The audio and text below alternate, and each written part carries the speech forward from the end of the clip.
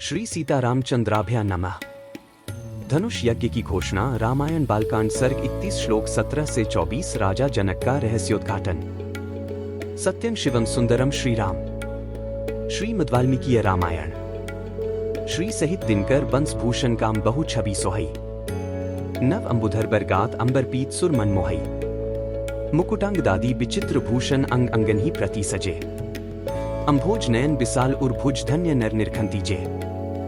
नमस्कार प्यारे दर्शकों, आपका स्वागत है श्रीमद् वाल्मीकि रामायण की श्रृंखला में। आज की दिव्य कथा हमें लेकर चलती है स्वयंवर की नींव तक, जहां राजा जनक बताते हैं उस धनुष की रहस्यमयी शक्ति के बारे में, जिसने आज तक सीता विवाह को रोका हुआ है।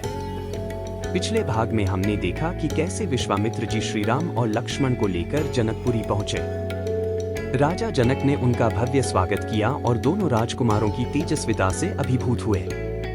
आज की कथा में राजा जनक एक महत्वपूर्ण रहस्य प्रकट करते हैं कि उन्होंने सीता विवाह का निर्णय क्यों नहीं लिया।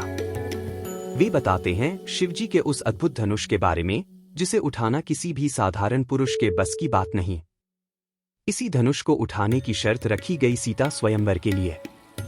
राजा जनक कहते हैं कि जब तक कोई इस धनुष को उठाने में सक्षम नहीं होता, तब तक वे अपनी पुत्री का विवाह नहीं कर सकते।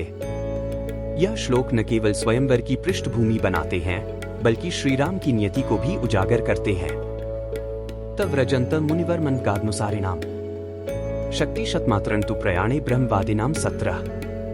उस समय प्रस्थान के समय यात्रा करते हुए मुनिवर विश्वामित्र के पीछे उनके साथ जाने वाले ब्रह्मवादी महर्षियों की 100 गाड़ियां चली। 17 मृग पक्षिगणाश्चैव सिद्धाश्रम निवासिना अनुजग मुर्महात्मान विश्वामित्रन तपोधन। 18 सिद्धाश्रम में निवास करने वाले मृग और पक्षी भी तपोधन विश्वामित्र के पीछे पीछे जाने लगे। 18 निवर्त्यामास ततः सर्षसंघ सपक्षिणा ते गत्वा दूरम ध्वान लंबमाने दिवाकरे। 19 वासन चक्रुर्मुनिगणाः शोणाकूले समाहिताः तेस्तं गते दिनकरे स्नात्वा हुतुताशनाः। 20 कुछ दूर जाने पर ऋषिमंडली सहित विश्वामित्र ने उन पशु पक्षियों को लौटा दिया। फिर दूरथ का मार्ग तय कर लेने के बाद जब सूर्य अस्ताचल को जाने लगे, तब उन ऋषियों ने पूर्ण सावधान रहकर सोनभद्र के तट पर पड़ाव डाला। जब सूर्य देव अस्त हो गए, तब स्नान करके उन सबने अग्निहोत्र का कार्य पूर्ण किया। विश्वामित्रन पुरस्कृत्य निषेधुर्मिथौजसा रामोपि सह सुमित्र मुनिस्तान्धिपूज्य च 21 अग्रतो निष्सादात विश्वामित्रस्य धीमतः। इसके बाद वे सभी अमित तेजस्वी ऋषि मुनिवर विश्वामित्र को आगे करके बैठे। फिर लक्ष्मण सहित श्रीराम भी उन ऋषियों का आदर करते हुए बुद्धिमान विश्वामित्र जी के सामने बैठ गए। 21 अथ रामो महातेजा विश्वामित्रन तपोधन 22 पप्रच्छ मुनिशार्दूलम कौतूहलसमन्वितम। तत्पश्चात महातेजस्वी श्री राम ने तपस्या के धनी मुनिश्रेष्ठ विश्वामित्र से कौतूहल पूर्वक पूछा। 22 भगवन् कोन्वयं देश समृद्ध वंशोभितः ते श्रोतुमिच्छामि भद्रं ते वक्तुमर्हसि तत्वतः। भगवन्, यह हरे भरे समृद्धिशाली वन से सुशोभित देश कौन सा है? मैं इसका परिचय सुनना चाहता हूँ। आपका कल्याण हो। आप मुझे ठीक ठीक इसका रहस्य बताइए। 23 नोदितो राम वाक्येन कथयामास सुव्रतः तस्य देशस्य निखिल ऋषि मध्ये महात्पाः। 24 श्री रामचंद्र जी के इस प्रश्न से प्रेरित होकर उत्तम व्रत का पालन करने वाले महातपस्वी विश्वामित्र ने ऋषिमंडली के बीच उस देश का पूर्ण रूप से परिचय देना प्रारंभ किया। 24 इत्यार्षे श्रीमद् रामायणे वाल्मीकीय आदिकाव्ये बालकांडे 31 सर्ग 31।